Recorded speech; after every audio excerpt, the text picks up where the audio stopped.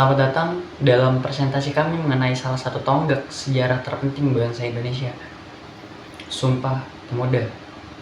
Peristiwa bersejarah ini tidak hanya sekedar tanggal merah di kalender, tetapi merupakan ikrar persatuan yang menjadi titik balik pergerakan nasional. Lahirnya Sumpah Pemuda adalah hasil dari Kongres Pemuda II yang diselenggarakan pada tahun 1928 di Batavia, yang kini kita kenal sebagai Jakarta. Mengapa kita memperingati Hari Sumpah Pemuda setiap tanggal 28 Oktober? Tujuannya adalah untuk mengenang momen penting ketika pemuda dari berbagai daerah mengikrarkan janji suci persatuan. Ikrar ini adalah manifestasi kebangkitan rasa persatuan yang luar biasa, mengubah perlawanan yang tadinya bersifat kedaerahan menjadi pergerakan yang terintegrasi untuk melawan penjajah Belanda. Inilah fondasi awal yang menyatukan tekad untuk mendirikan negara Indonesia.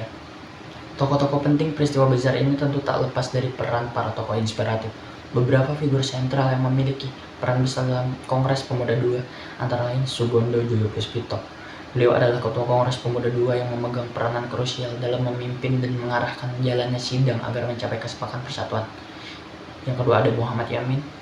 Kontribusi beliau sangat fundamental, yaitu dengan mengusulkan bahasa Indonesia sebagai bahasa persatuan dan menyumbangkan gagasan penting tentang perlunya persatuan nasional. Yang ketiga ada W.R. Supratman atau Wake Rudolf Supratman. Inilah momen yang paling mengharukan. Beliau adalah sosok yang memperdengarkan lagu Indonesia Raya untuk pertama kalinya dalam Kongres, sebuah lagu yang kelak menjadi lagu kebangsaan kita. Yang keempat ada Djoko Marsait. Beliau berperan sebagai wakil ketua Kongres, membantu memimpin jalannya Kongres. Yang keenam ada Amir Syarifuddin Harahap. Sebagai seorang aktivis muda, beliau banyak terlibat dalam perumusan dan diskusi intensif untuk menghasilkan naskah ikrar persatuan. Peristiwa penting Sumpah Pemuda bukanlah peristiwa yang muncul tiba-tiba. Sebelumnya sudah ada Kongres Pemuda I pada tahun 1926 yang menjadi pemanasan. Puncaknya adalah Kongres Pemuda II yang berlangsung pada tanggal 27 hingga 28 Oktober 1928. Kongres ini terbagi dalam 3 rapat utama. Rapat 1 pada 27 Oktober 1928, diskusi fokus pada pentingnya persatuan bangsa sebagai kunci untuk mencapai kemerdekaan. Rapat kedua pada tanggal 28 Oktober 1928 pagi, pembahasan beralih ke isu pendidikan dan bagaimana peran pemuda dalam mencerdaskan bangsa untuk bekal perjuangan. Rapat ketiga pada 28 Oktober 1928 pada sore hari. Inilah momen bersejarah. Pada rapat penutup inilah naskah Sumpah Pemuda dibacakan, yang intinya terdiri dari 3 poin keramat: bertumpah darah yang satu, tanah Indonesia, berbangsa yang satu, bangsa Indonesia, menjunjung bahasa persatuan dan bahasa Indonesia. 3 poin ini secara tegas menyatukan visi seluruh pemuda dari Sabang sampai Merauke.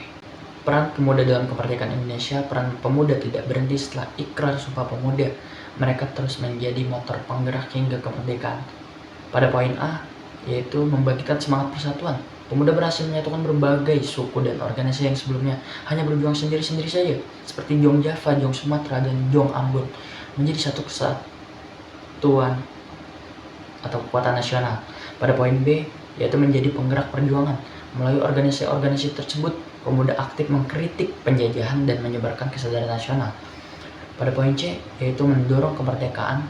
Pada peristiwa Rengas Dengklok 1945, peran paling heroik adalah ketika pemuda mendesak Bung Karno dan Bung Hatta untuk segera memproklamasikan kemerdekaan, memastikan proklamasi 17 Agustus 1945 dapat terlaksana tanpa intervensi asing.